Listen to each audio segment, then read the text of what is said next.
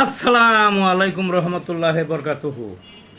তে বন্ধুগণ, আশা করি আল্লাহ পাকের রহমতে সকলেই সহি সালামতে আছেন।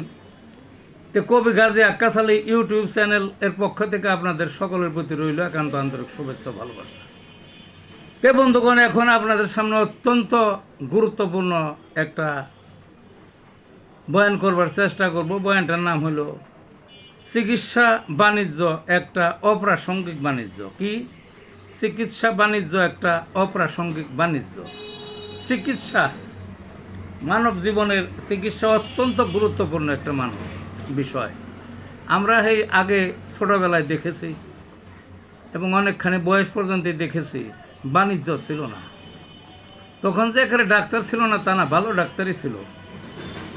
পরীক্ষা নিরীক্ষা তারা দিত না, হয়তো পরীক্ষা নিরীক্ষার ব্যবস্থা কিছুটা ছিল অন্তত, কিন্তু দিতেন না তারা, কারণ তারা বাণিজ্য করতেন না মানুষের, অর্থাৎ তাদের রোগীদের বেশি টাকা লাগুকেরা তারা চাইতেন না। তখনও MBBS ডাক্তার ছিল, LMF একটা ডিগ্রি ছিল, ভালো ডিগ্রি, এছাড়াও আরও বিভিন্ন লেভেলের ডিগ্রি ছিল, ডাক্তার ছিল, বিদেশি লেখাপড়াওয়ালা ডাক্তারও ছিল, বিদেশি বড় বড় ডিগ্রিওয়ালা, তবে কম ছিল। তো যাই হোক, কথা হলো ওই এখনকার মতো যে লাইন ধরে ধর্না দিয়ে বসে থাকতে হইতো না ডাক্তারের চেম্বারে বা অন্য জায়গায়।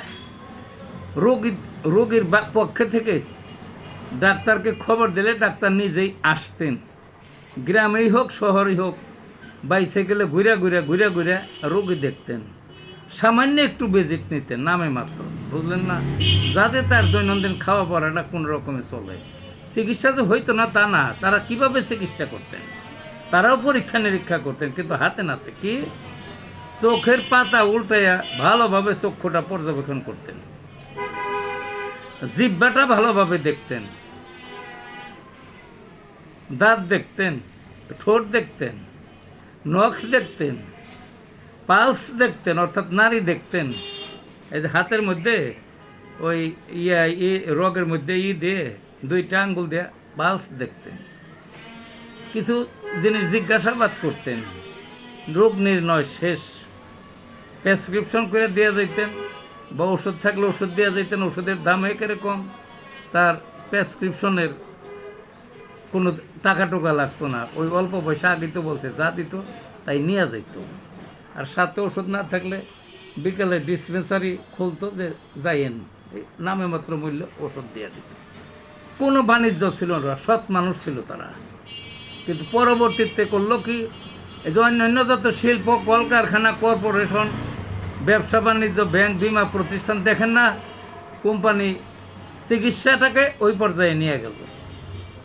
বিশাল বিশাল একটা চিকিৎসা প্রতিষ্ঠান, ওই হাসপাতাল, ক্লিনিক, অমুক ড্রাগ সেন্টার, অমুক এই এই এই এই সারা দেশ ভরা আমাদের দেখবেন এখন পুরা বাণিজ্য হয়। একটা ডাক্তার দেখাইতে যান, ওই 1500 পর্যন্ত নেয়, আমি দেখি 1800 নেয় কেউ, অর্থাৎ 1000 থেকে 500 থেকে 1500 মোটামুটি ভিজিটটা নেয়। ভিজিট নিয়ে যে রোগ নির্ণয় করে আগে ডাক্তারের মতো না, তা তো না, আবার কতগুলো টেস্ট দিয়ে দেয়, যে কোনো রোগের টেস্ট, মানে নিজে কিছু পারলো না, নিজে কিছু জানবো না, মেশিনের উপর নির্ভরশীল, টেস্ট দিয়ে দেয়।